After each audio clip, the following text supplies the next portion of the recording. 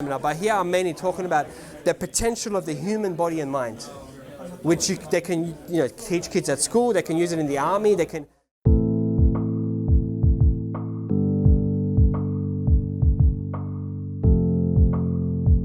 Stroke that you did, I mean, not maybe it's hard. Okay, sure. I just want you to feel... I actually Yeah. want to feel your back that you were saying before. As well. Okay, So, sure. So aim for you to feel it there. Okay? Yeah. So feel how it goes to the bone. Straight. Yeah.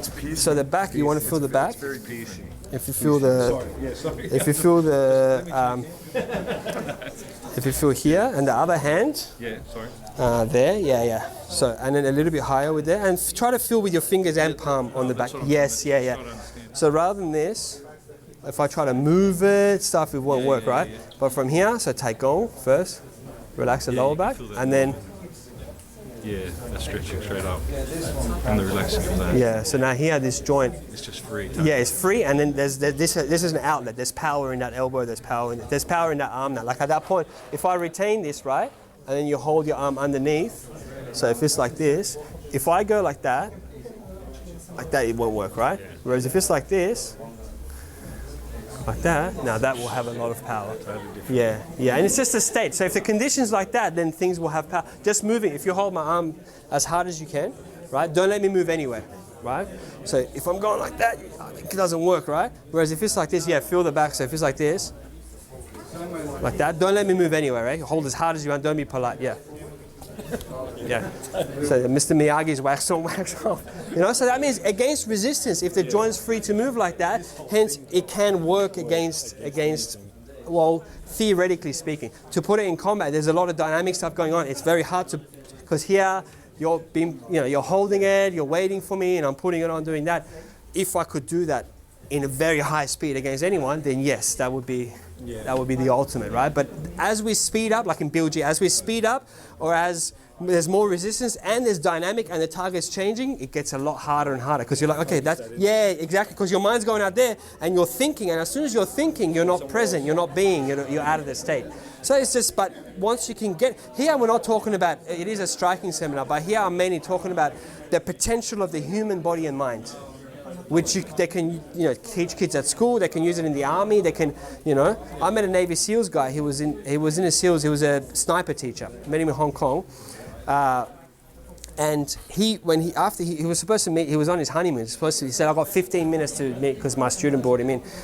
And he ended up saying 4 hours. He was fascinated. He said, yeah, we want to, he said, maybe we'll fly you over there. He's got stage 4 cancer now, but so maybe we'll fly you over there to train us, not for the hand-to-hand combat, but for he said, I'm interested to know how we can use this while putting the packs they have, when they jump off planes and stuff, they got the packs hanging off them. They got like 30 kilos hanging off them. And he said, my knees and hips are stuffed. So I want to know how I can use this to be able to land and take the shock better. He understood straight away that, it's very, very useful for what they do, for carrying packs and running and not injuring their joints, So here we're talking about the potential of the human body using the mind. Of course,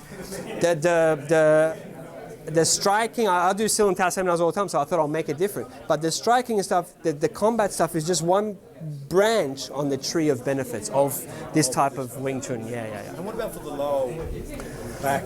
Same. Like what's a good technique, let's say, or best practice to? Same thing, man. Just Sil and Tao. So standing there, like if your back is the back is like this, right? Usually people's back is like that, right? If you feel the two muscles with the two fingers, it's easier to feel like that, right? Like this. Now what you want is, like that. So that's nice and loose now. Now at that point, if you, for example, if I hold like this, so here we're going off striking the subject, but if I'm trying to bend you, don't let me bend you, right? Okay.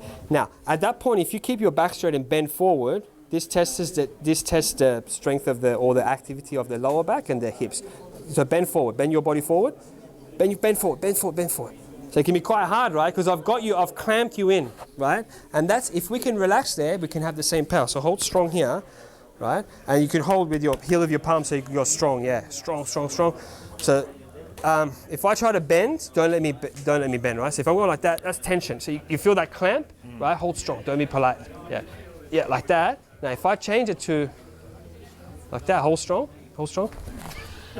Yeah, so it seems like there's nothing to hold, right? So when the joint opens, and if I Gives you can, that space, I think. gives you that space and there's no platform for the partner to push in.